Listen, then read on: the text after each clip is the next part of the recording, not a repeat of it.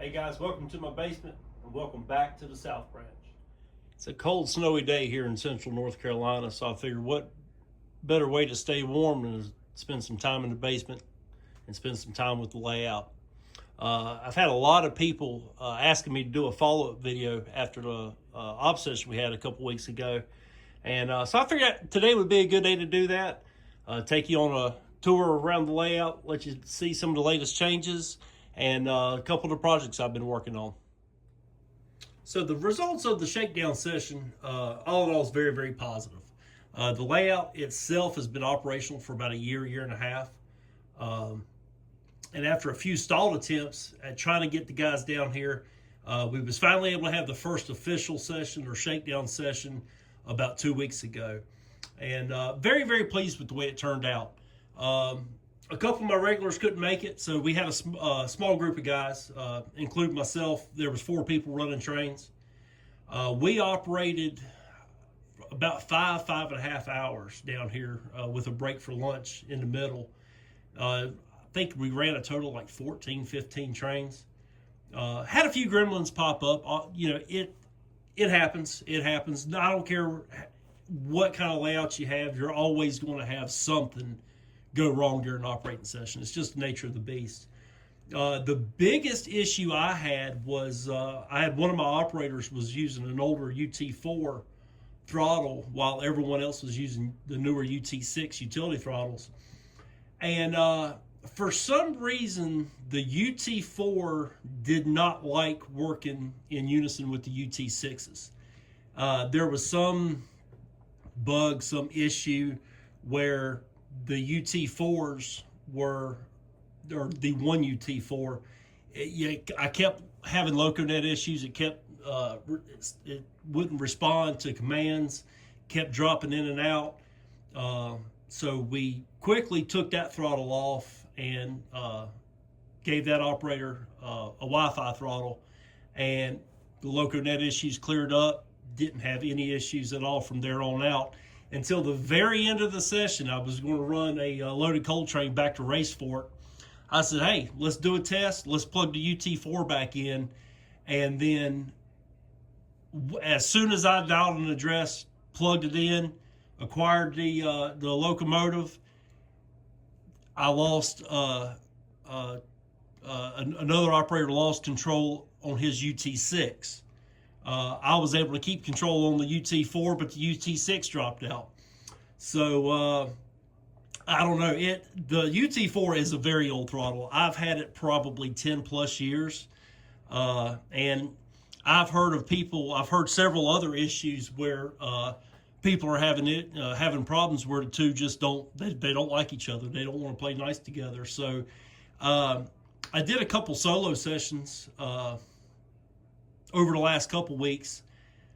Not full I ran a few trains by myself down here and tested one versus other. And I don't know if the throttle's just bad or what, but I've sidelined the UT4 since then, and I haven't had a bit of trouble.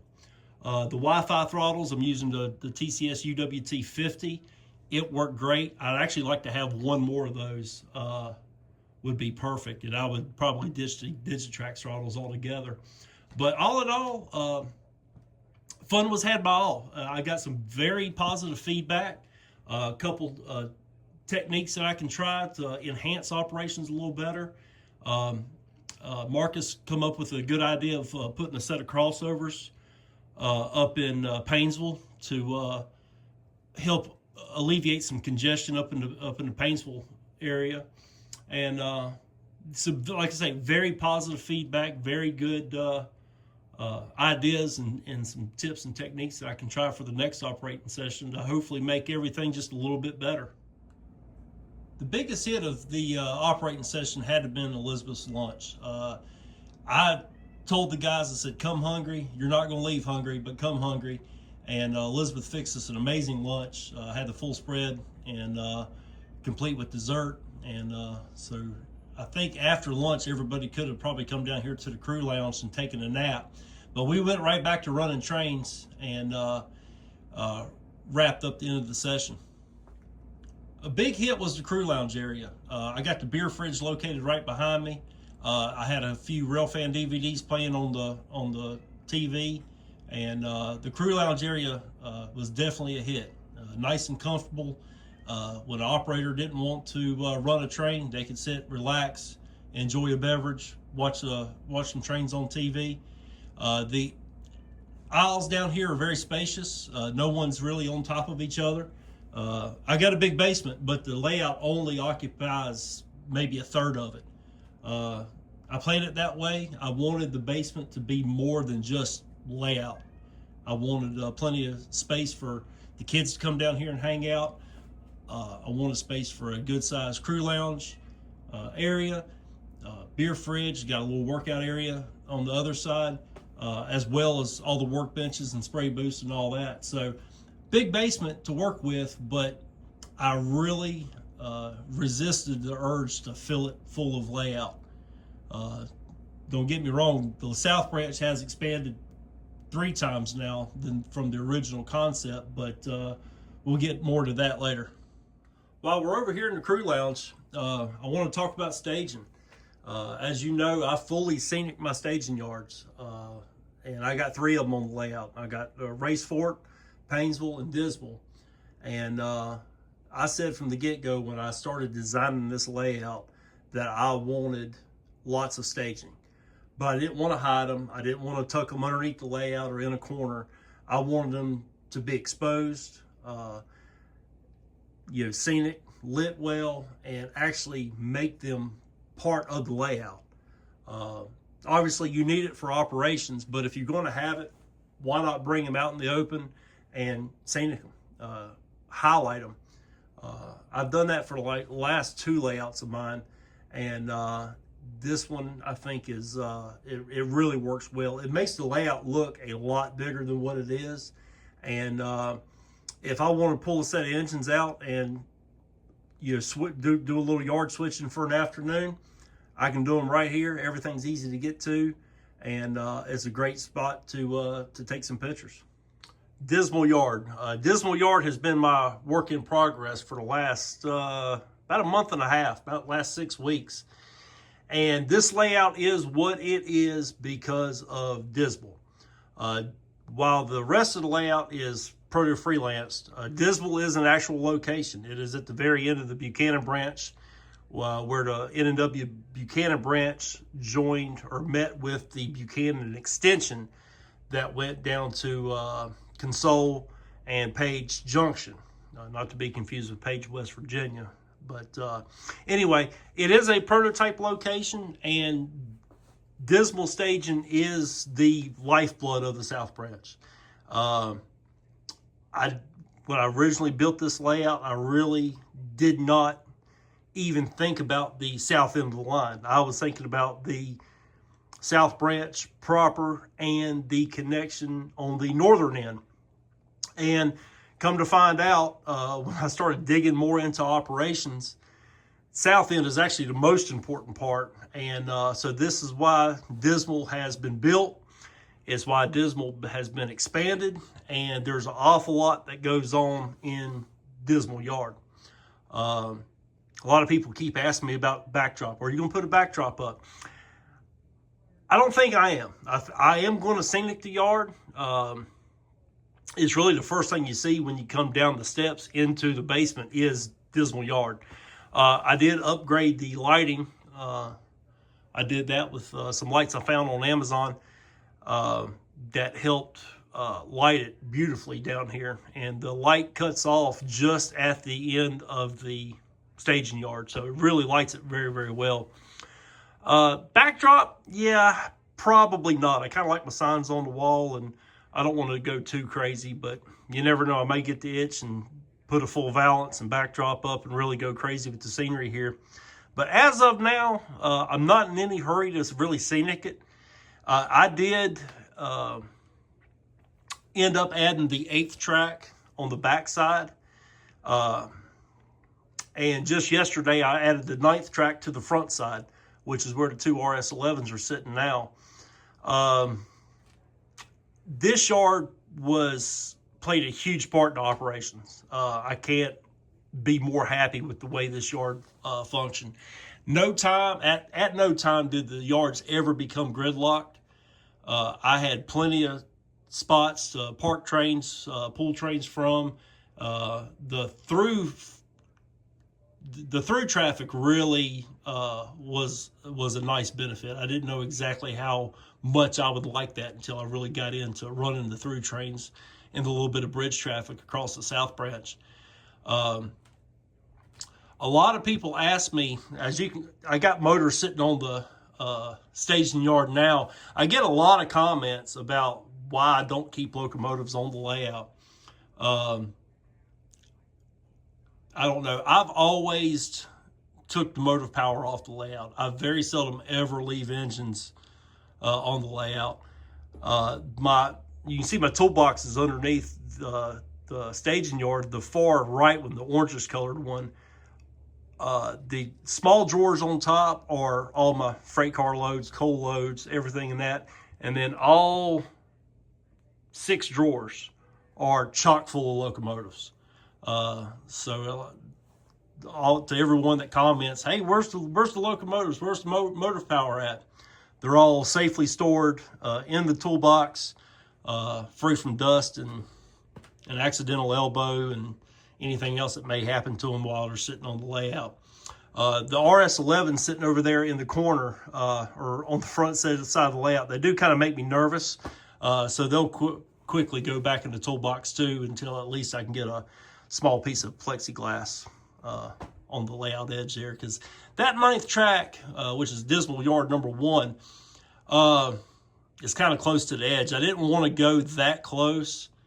So I'm going to end up putting a little bit of plexiglass just as a little bit of cheap insurance. But yeah, 9 tracks. That staging yard from the tunnel portal all the way to the end is about 13.5 feet long.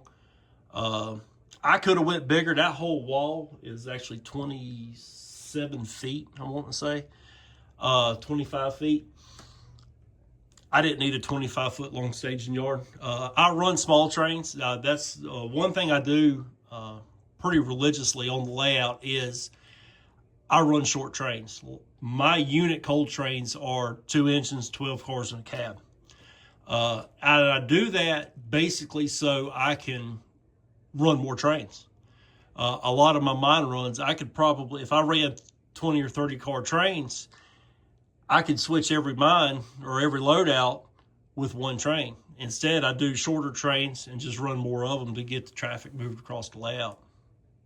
And so far, it's worked great. I mean, we all build layouts to run trains. We all build layouts to have operating sessions. And the more trains you can run in a session, the more trains you can run on a lazy Saturday afternoon, the better off you're going to be. So, 2 motors, 12 cars, and a cab. That's my train limit. The Cozy Corner. That's what I like to call this area back here. This is the site of the original Dismal staging yard. And while the original one was just as beneficial as the new one, I could tell after about the first 2 or 3 times of running trains, I'm like, hey, I need more Dismal. So I went and ran a track behind the furnace and a hot water heater to get Dismal to where it is now.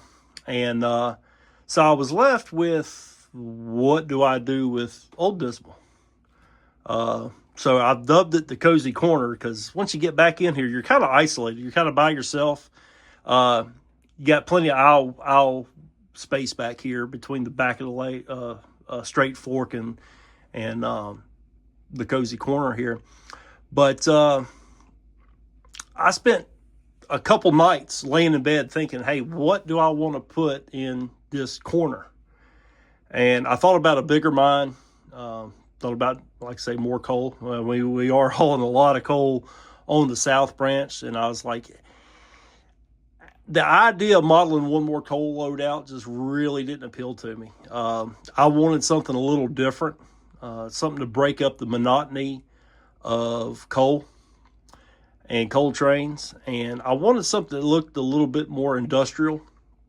And I could picture a train kind of snaking in the alleys of a big industrial complex. And so I thought it kind of looked cool, had a good scenic element to it. And basically at the end of the day, I wanted something that I could do a little switching on. And while I was doing some switching, I wanted to do or utilize some various car types, not just box cars, not just hoppers. And so after hearing stories of Don Iris and his paper mill on his P&W layout, I thought a paper mill would be a neat experiment. I don't know nothing about paper industry. I don't know nothing about paper mills. So I was like, hey, let's try DW's hand at it here and see what I can come up with. And so what I have here is Superior Paper. I have a spot for unload some wood chips. I got the clay slurry, the calcium carbonate, got a covered hopper spot up there, and a whole sea of industrial green buildings and tanks and piping and all that. So even got a small little spot over there on the curve where I can unload some loads of pulpwood. So there's a little bit of everything over here in the cozy corner. I still got a lot to do. I just finished up that building there. I got to get it in primer, get it painted. I got a lot more piping to add. I got the overhead chutes for the conveyors for the covered hoppers. So a lot more details to add, a little bit more scenery to add. I want to do some static grass over here, a few more trees. But all in all, I think it's a nice complement to the layout. Again, over here, I've been asked several times, hey, are you going to put a backdrop over here? This area will probably get a backdrop. I don't mind the white center block. Doesn't really bother me none. You really can't see it from anywhere else in the room. But what I don't like is the garage door. I don't like being able to see the garage door back there. So we may have to come up with something to kind of hide that and disguise that a little bit. But same lights as that's on the layouts back here too. So like I say, it's very evenly lit, very bright back here. Got plenty of room to work. I want to say Chase O'Brien, he worked local U22, which works the paper mill over here. And small train that runs from Dismal to Wolford and then turns and goes back to Dismal. I think he spent a solid hour just over here in the corner switching by himself and just kind of in his own little land doing his own little thing. And I think he had a lot of fun. I saw nothing but smiles out of Chase that day. So yeah, it's a fun little job to do. You know, it's I welcome anybody to give it a try. A little bit of switching, but nothing real complex or hard to figure out. But like I say, a good way to break up the monotony of coal trains. The view out the basement window, you can see why we're down here shooting layout update videos. I think they're calling for 69 inches here in North Carolina, maybe a little bit more. I don't know, time will tell, but definitely a good day to stay in the basement. So there you have it, guys. Just a little quick rundown of how the session went and a little recap. Like I say, I think everyone had fun. I saw a lot of smiles, a lot of trains being moved, and so on and so forth. So like I said, at the end of the day, I say the first shakedown session was a very overwhelming success. A few gremlins, like I said, I had the throttle issue. Then I had a faulty truck on an N&W coal hopper. Had a dispatcher run a train into the side of another train. That was my fault. Oops. One thing is for sure, I do need a dispatcher on this layout. That would be very beneficial. But like I say, all in all, 5.5 hours, 15 trains ran, 4 people, and we could have kept running trains probably another 2 hours. But I think by the end of the day, people were getting tired. Concrete floors down here, so after a while, your feet start barking, and it's time to rest and kind of relax for a little bit. But like I say, I'm ready to have another one. I'm ready to put some of the lessons learned to the test. I think the next session will be very, very good, and a whole lot better than the first one. I've always said, when you're hosting operating sessions, it's a learning process. Your first session will not be like your 10th session. Your 10th session won't be like your 25th session. So every time you run, every time you have people over, use it as an opportunity to get feedback from your operators. I got very positive feedback. I got a few things, like I say, that I want to do the next session, and try to keep hosting and keep making things better. I've already employed a couple of the techniques that I learned. I've already kind of did a little test on my own down here. One of which was a change to a couple of the locals, with basically one that comes out of Dismal, one that comes out of Painesville, and I'm eager to get a couple fresh eyes down here to see if the changes I made were worth it. But that's all I have from now, guys. Appreciate y'all watching, and y'all have a good weekend.